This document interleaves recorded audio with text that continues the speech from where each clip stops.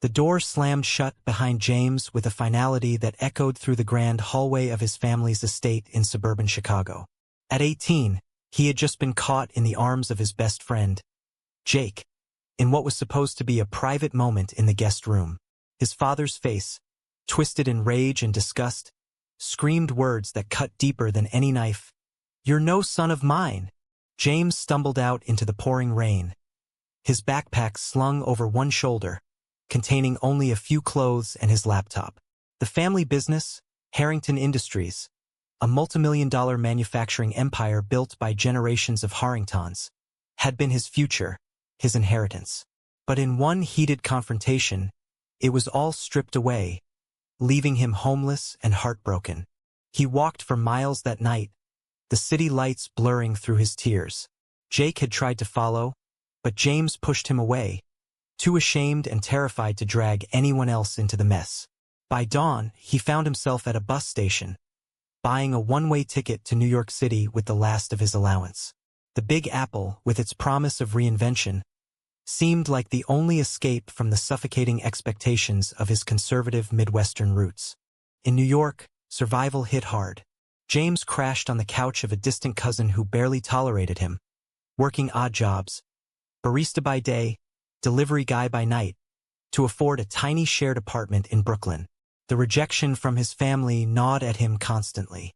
Late nights, he'd scroll through old family photos on his phone, wondering if his mother's silence meant she agreed with his father, or if she was just too scared to speak up. His siblings, two older brothers groomed for the business, had turned their backs too, sending curt texts. "You brought this on yourself." But amid the chaos, James discovered a spark of defiance.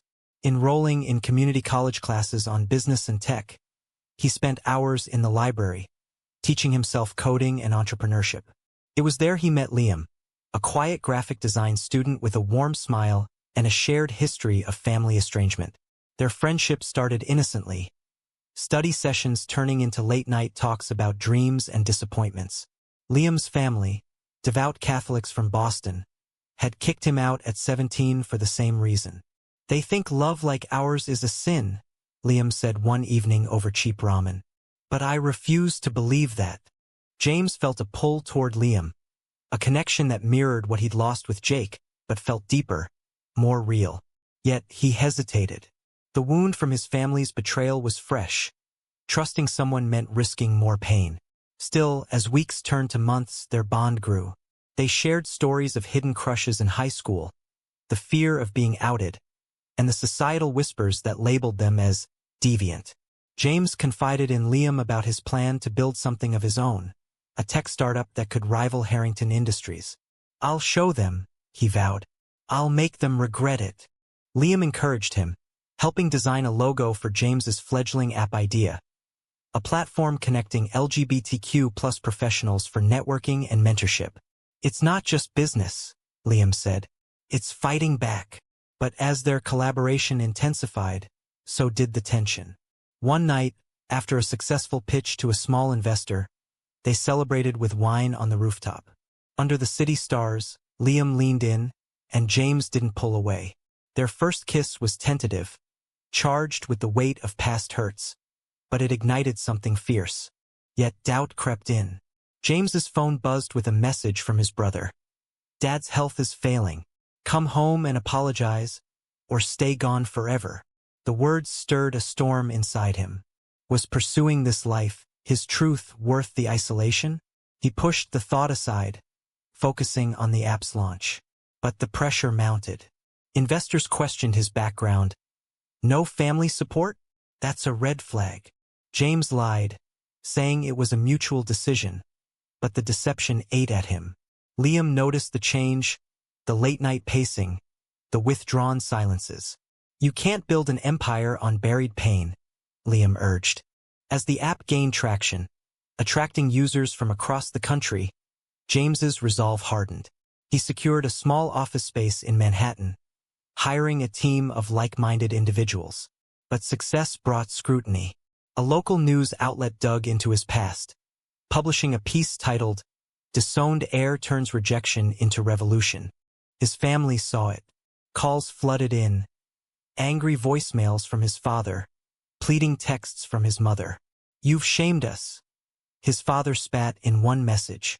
James deleted them, but the hurt lingered. Liam became his anchor, their relationship evolving into a quiet partnership.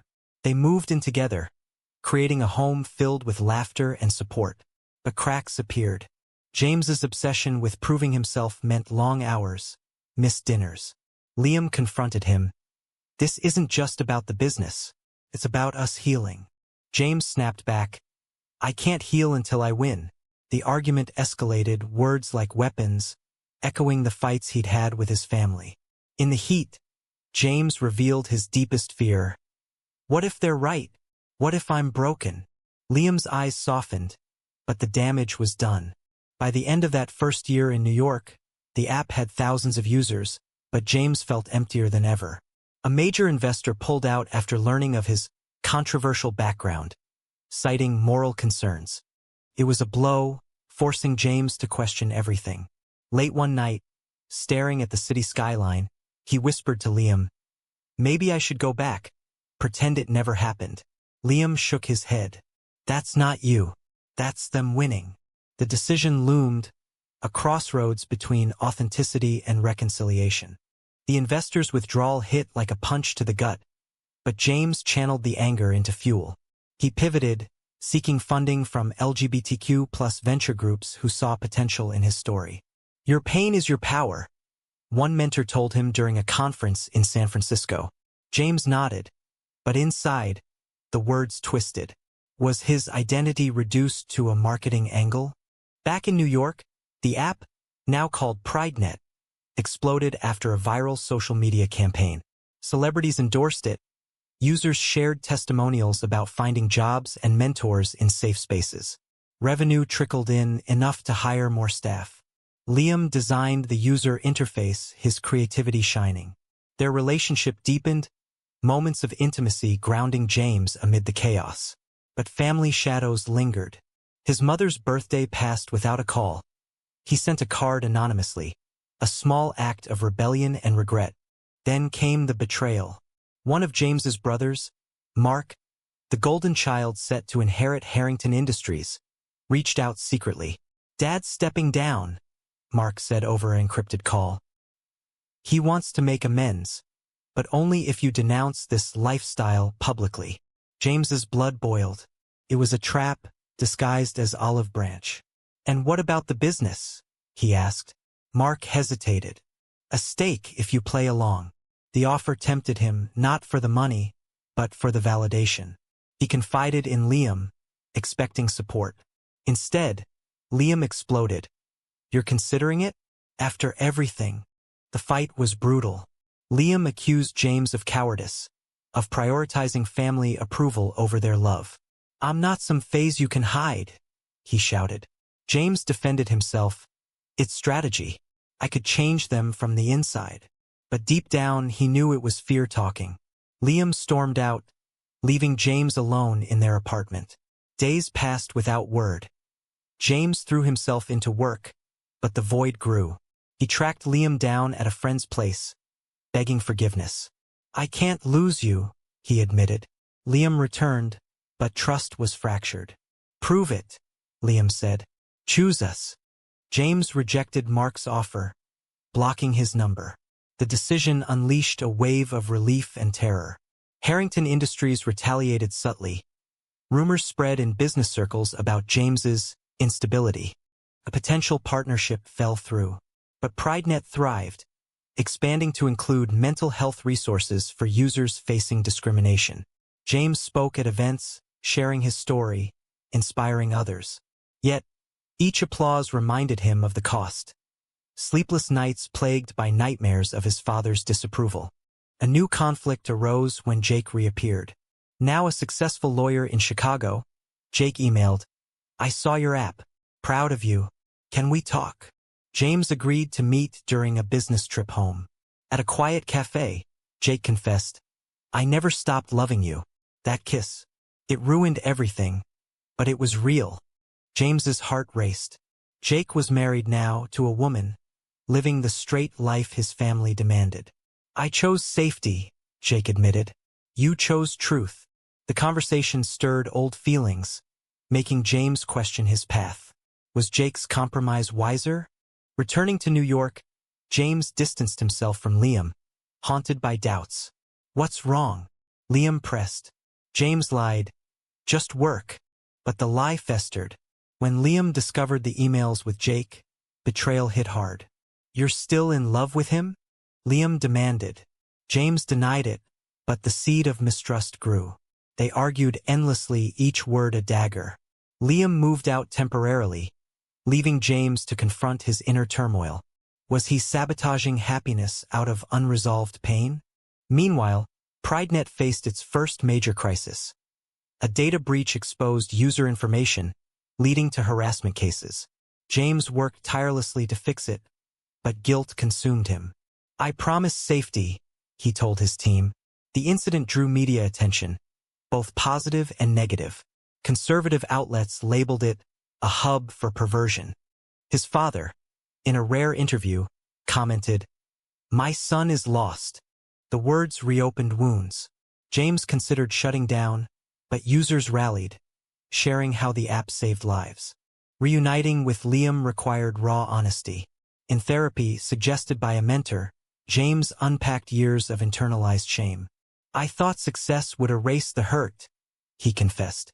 Liam listened, their bond mending slowly. But the session revealed deeper issues. James's ambition as a shield against vulnerability. You have to let people in, the therapist said. James tried opening up to his team about his past. It strengthened the company, but personally it exhausted him.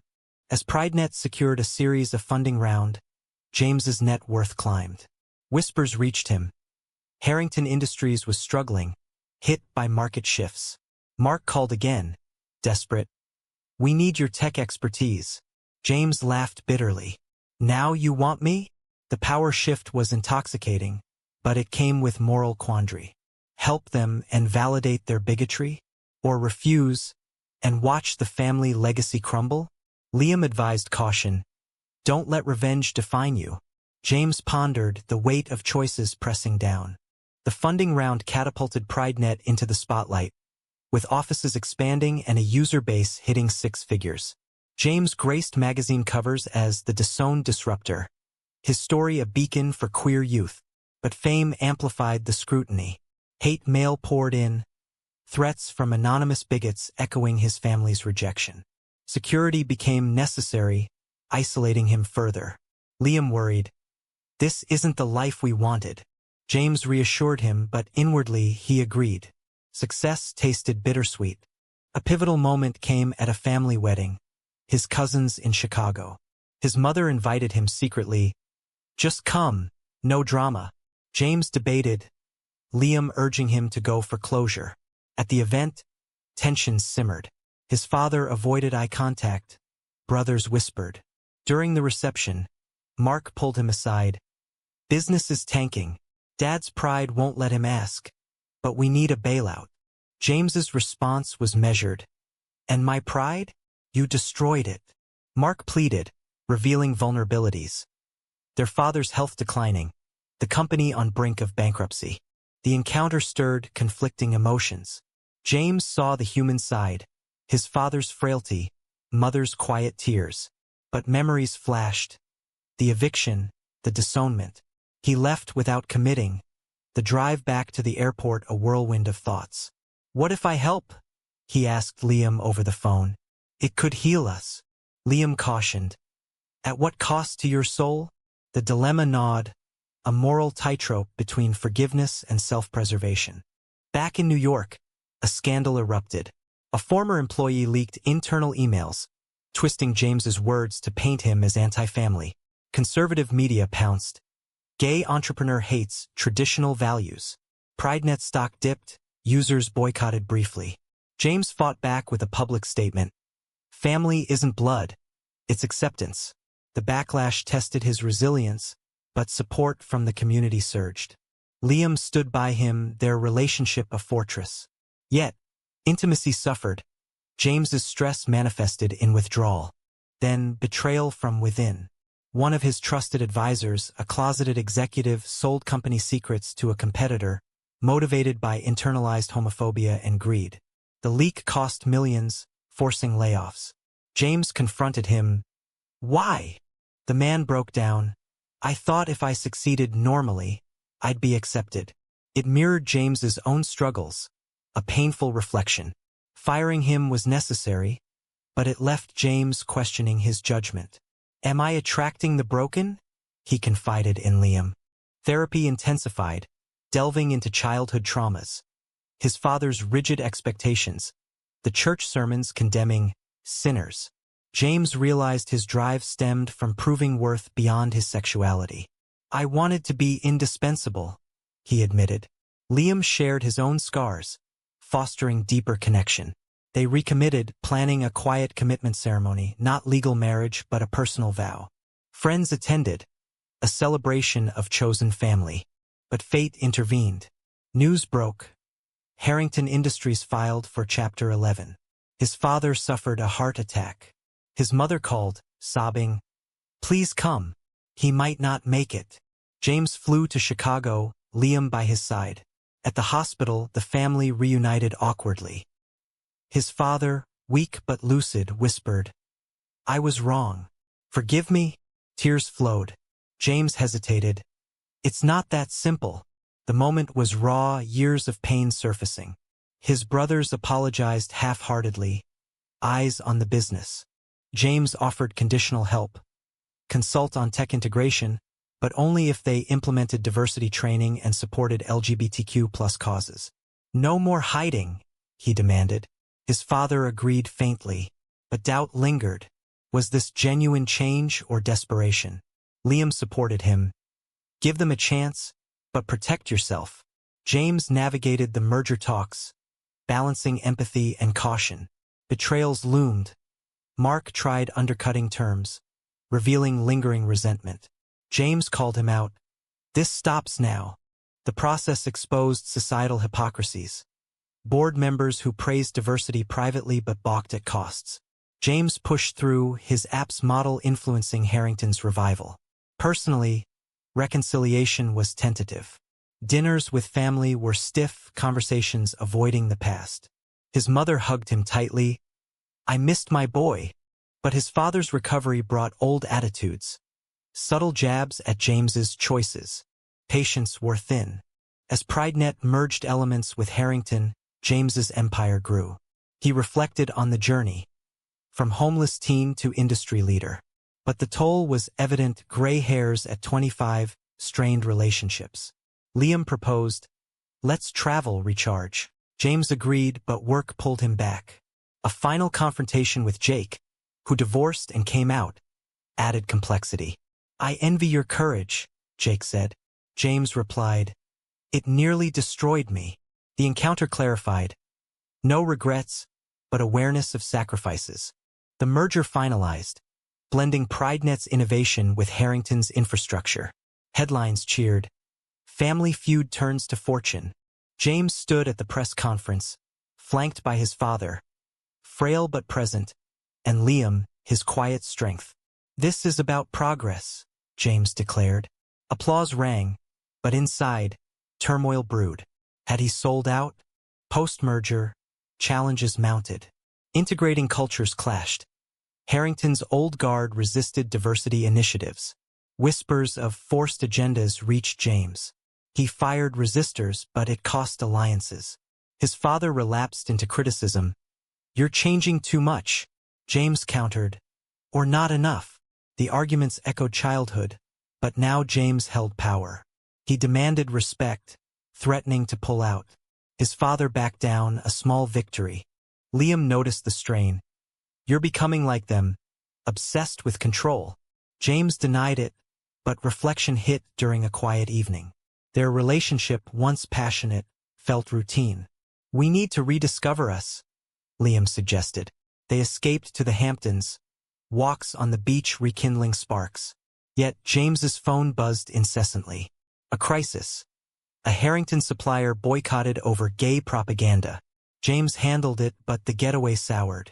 Betrayal struck again. Mark, jealous of James's influence, leaked merger details to sabotage. Stocks plummeted. James confronted him in the boardroom. Why? We're family. Mark sneered. You were never one of us. The revelation shattered illusions of reconciliation. James ousted Mark, but the damage lingered. His mother pleaded, "He's your brother." James replied, "Blood doesn't excuse betrayal." The family fractured anew, his father siding weakly with Mark. In the fallout, James leaned on Liam and his chosen circle.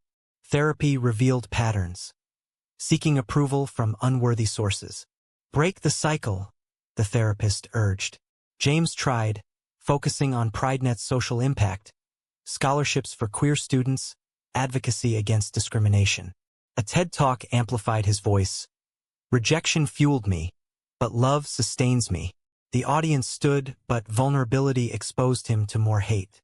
Death threats escalated, forcing bodyguards. Liam feared, is this worth it? A turning point came when Jake reached out, fully out and advocating. Let's collaborate, he proposed. James agreed, their past fueling a joint initiative against conversion therapy. Working together stirred old emotions, but James remained committed to Liam. You're my future, he affirmed. Yet, jealousy flared. Liam questioned late meetings. Trust me, James begged. The tension peaked in an argument. I'm tired of competing with ghosts, Liam shouted. James realized his unresolved issues threatened everything. Resolving meant confronting his father fully. In a private meeting, James laid bare the pain. Your words broke me. I built this to prove you wrong. His father wept. I was scared. Society taught me wrong. Forgiveness emerged tentatively, a bridge built on honesty. But actions mattered. His father donated to LGBTQ+ causes, a public shift.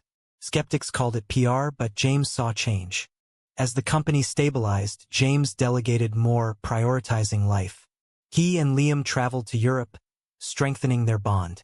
Back home, they adopted a dog, a symbol of normalcy. But society pushed back. A lawsuit from former Harrington employees claiming reverse discrimination. James fought in court, testifying about systemic bias. Winning vindicated him, but exhaustion set in. When does it end? He asked Liam. Mark's final act of defiance. Attempting a coup with disgruntled board members. James thwarted it, exposing corruption. Mark faced charges, the family scandal public. His mother disowned Mark, aligning with James. You've shown me what's right, she said. The reversal was surreal, years of pain yielding growth. James's empire flourished, but he pondered the price. Lost years, broken trusts. With stability, James mentored young entrepreneurs, sharing lessons of resilience. Success isn't revenge, it's self-acceptance. Liam proposed marriage legally, a quiet ceremony planned. Joy mingled with reflection. Had the journey hardened him too much? As they exchanged vows, family attended, tentative but present. His father walked him down the aisle, a gesture of redemption. Yet, doubts persisted. In quiet moments, James wondered if alternate paths, suppressing his truth, might have spared the hurt. But glancing at Liam, he knew otherwise. The empire stood, proof against prejudice, but at what personal cost? The wedding was intimate, held in a sunlit garden in upstate New York, surrounded by friends who had become family. James's vows to Liam were heartfelt. You taught me love isn't a battle. His father's presence, though awkward, symbolized progress. Post-ceremony, toasts celebrated not just the union, but the empire's triumph. PrideNet Harrington hybrid dominated markets, innovating inclusive tech. Revenue soared, philanthropy expanded, but peace was fleeting. A national debate on LGBTQ+ rights intensified, with politicians citing James's story, some as inspiration, others as caution. He testified in Congress, advocating for protections. Discrimination destroys lives, he stated. Backlash followed. Boycotts, protests at offices. Security tightened, paranoia grew. Liam confided, I miss our simple life. James promised change, but commitments pulled him away. Internal conflicts resurfaced. His younger brother, once silent, came out, inspired by James. "You paved the way," he said, but it reignited family drama. His father struggled, old habits dying hard. James mediated, exhaustion mounting. "Why me?" he vented to Liam. "Because you're the strongest," Liam replied. The role weighed heavy, a mantle of responsibility. A major deal with a tech giant loomed, promising billions. But ethical dilemmas arose. The partner had ties to anti-gay regimes. James debated. Accept and influence change, or reject and risk jobs. Board pressured for profit. Liam urged integrity. "Don't compromise," he said. James chose rejection, stock dipped temporarily. "Principles over profit," he announced. Users applauded, but critics called it naive. The decision cost allies, but solidified his legacy. Personal toll accumulated. Health scares, stress-induced migraines, insomnia. Therapy continued, uncovering layers. Survivor's guilt for those less fortunate. "I succeeded, but many don't," James reflected. He launched a foundation, funding shelters for displaced queer youth. Jake joined as legal advisor, their friendship platonic but supportive. "We've come far," Jake noted. James agreed, but scars reminded him of origins. Family dynamics evolved. Holidays together were tentative successes, conversations deepening. His father apologized repeatedly. "I failed you." James forgave, but boundaries remained. "Forgiveness doesn't erase history," he told his mother. Mark, post-prison, sought redemption. James offered a job conditionally. "Earn trust," he said. The gesture was risky, but growth demanded it. As years passed, James now 30, the empire thrived, but he scaled back. Delegating to a diverse team, he focused on life with Liam. They considered adoption, dreaming of parenthood. "We'll break the cycle," Liam said. Society shifted slowly, more acceptance but persistent battles. James's story inspired books, documentaries. Yet he questioned, was the pain necessary? A final crisis. A hacker group targeted the company, exposing personal data, including James's old family emails. The breach revealed raw vulnerabilities. Media frenzy ensued. Disowned airs secret struggles. James addressed it head-on. Pain shapes us, but doesn't define. The transparency humanized him, boosting support. But privacy lost stung. Liam comforted. "We're in this together." Reflecting on the journey, from that rainy night to boardroom victories, James wrote a memoir. The Price of Pride detailed conflicts, choices, costs. Readers debated. Heroism or hubris? He ended speeches with, "Choose truth, but know the fight." Liam and he traveled, advocating globally. Challenges persisted. Societal backslides, personal doubts, but resilience endured. In a quiet moment overlooking the city, James turned to Liam. "Was it all worth it?" Liam smiled. "Look at us." "Yes." But James pondered deeper. The betrayals, damages, awakenings. Success proved them wrong, but at immense cost. The story closed not in triumph, but contemplation. Was sacrificing family ties and enduring years of isolation the only path to true self-acceptance and societal change? Or could compromise have led to a quieter, equally fulfilling life?